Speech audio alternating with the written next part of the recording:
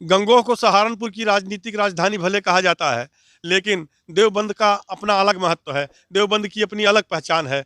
दरअसल देवबंद की अपनी अलग विशेषता है। हम आपको बता दें, अपने दर्शकों को अवगत करा दें कि देवबंद जो है यहाँ पर दारुल उलूम स्थित है, और दारुल उलूम की पहचान यह है कि पूरी दुनिया में इस्लामिक शिक्षा का दारुल उलूम बड़ा केंद्र है। इसे फतवों की नगरी कहा जाता है। लेकिन केवल दारुल उलूम से ही देवबंद की पहचान नहीं है, बल्कि देवबंद हिंदुओं की अगाध आस्था का भी केंद्र है। दरअसल यहाँ पर त्रिपुर माँ बाला सुंदरी देवी, जो कि एक सिद्धपीठ है, उनका प्रसिद्ध मंदिर है। और पूरे देश से, खासतौर से पश्चिमी उत्तर प्रदेश और आसपास के पड़ोसी राज्यों जैसे कि हरियाणा, पंजाब और उत्तराखंड से श्रद्धालु यहाँ पर आते हैं, माँ का दर्शन करते हैं और तालाब में स्नान करते हैं। एक विशेषता ये भी है कि तालाब में स्नान करने वाले आंखों पर पट्टी बांधते हैं। बहरहाल, ये तो देवबंद का अपना धार्मिक लिहाज से इसका इसकी ये महत्ता है, इसकी ये पहचान है। इसके अलावा भी देवबंद में चीनी मिल है। खेती-बाड़ी के लिहाज से देवबंद काफ़ी उन्नत है। यहाँ का गड़ासा उद्योग प्रसिद्ध रहा है। इसके इतर अगर हम बात करें राजनीति की, तो देवबंद का राजनीति से बड़ा गहरा रिश्ता रहा है। भले ही सियासतदान इसको केंद्र मान करके यहाँ पर आते रहे हैं। ख़ास तौर से अगर हम बात करें तो जमीयत उलमाए हिंद, जो मुसलमानों की सबसे बड़ी तंजीम है, उसके राष्ट्रीय सदर मौलाना अरशद मदनी इसी देवबंद में रहते हैं। और समय समय पर अरशद मदनी से सियासतदान, खासतौर से जो अपने को सेकुलर मिजाज नेता कहते हैं, होने का दावा करते हैं, या इस तरह की जो पार्टियां हैं, तो वो यहाँ दारुल उलूम की हस्तियों से प्रत्यक्ष या परोक्ष रूप से मिलते रहे हैं। और उनका जो परोक्ष रूप से संदेश जाता रहा है, वो मुस्लिम मतदाताओं को पूरे देश में, पूरे प्रदेश में समय समय पर प्रभावित करता रहा है। लेकिन दिलचस्प बात यह है कि देवबंद का नाम लेने से ऐसा लगता है कि ये मतलब मुसलमान बाहुल्य विधानसभा सीट है, लेकिन ऐसा है नहीं। दरअसल देवबंद नगर जो है, वहाँ मुस्लिम मतदाताओं की संख्या अच्छी खासी है। लेकिन देवबंद के आसपास के जो गांव हैं, वो ठाकुरों से, त्यागियों से और गुर्जरों से, दलितों से, इन तमाम बिरादरियों से घिरे हुए हैं। अगर हम ठाकुरों की बात करें तो दो गांव यहाँ पर, भायड़ा और रड़खंडी, जो राजनीति का बड़ा केंद्र है,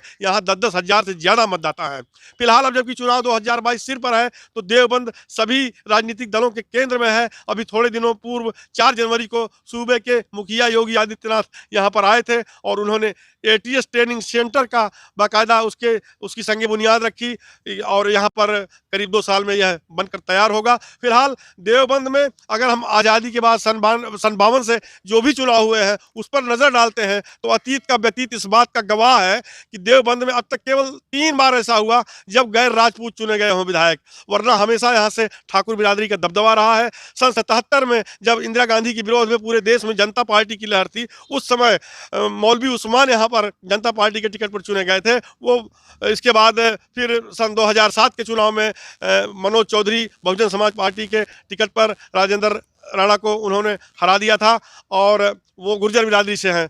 तीसरी बार जो 2016 में राजेंद्र राणा की मौत के बाद उपचुनाव हुआ, तो उसमें कांग्रेस के टिकट पर माविया अली ने जीत दर्ज की। तो कहने का मतलब कि सन 52 से 2017 तक अभी तक जितने भी चुनाव हुए हैं, देवबंद में केवल 3 दफा गैर राजपूत बिरादरी के विधायक चुने गए हैं। बाकी सीट पर हमेशा ठाकुरों का दबदबा रहा है। अब जबकि देवबंद की इंपॉर्टेंसी किसी से छुपी नहीं हुई है, और जहां तक समाजवादी पार्टी की बात है, तो उसने 5 सीटों पर अपने प्रत्याशी लगभग घोषित कर दिए हैं, लेकिन देवबंद का अभी फाइनल नहीं हुआ है। लोगों की निगाहें देवबंद पर टिकी हुई हैं। कहा यह भी जा रहा है कि हो न हो देवबंद राष्ट्रीय लोक दल के कोटे में चली जाए सीट। अगर ऐसा होता है तो मनोज चौधरी की दावेदारी है, और अगर समाजवादी पार्टी के कोटे में रहती है देवबंद सीट, तो इस पर स्वर्गीय राजेंद्र राणा के बेटे कार्तिकेय राणा की दावेदारी है, पूर्व विधायक माविया अली की दावेदारी है। लेकिन अभी तक पिक्चर साफ नहीं हुई है। बहरहाल देवबंद की अपनी खासियत है, अपनी खुसूसियत है, यहाँ का अपना अलग सौंदर्य है। ये अदीबों की धरती है, साहित्यकारों की धरती है। इसकी राजनीति के अलावा भी अलग विशेषता है। कैमरा पर्सन मुकेश गिरी के साथ